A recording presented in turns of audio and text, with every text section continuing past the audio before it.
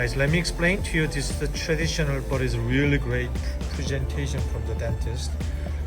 Therefore, we make the great wax try-in just locators. Also, it's upwards wax try-in. It's beautifully done. Makes sense to you? So now doctors sent to us the detailed oogie and the whole the guideline, the upper maxilla, and then we know exactly you can get. And then here's a lower locator, which is in place implant, and then we draw the line. That we made the mesh, metal mesh, right, internally, and then outside we made a nice design. So we call overdenture.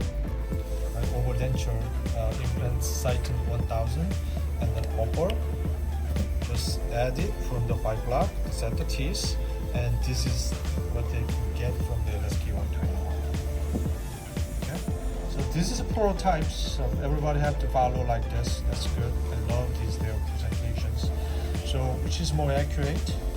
So which is I can spend more time. Now spend more time to make the better contour aesthetics for prototypes. It's for final design. Great. My signature line to wax try.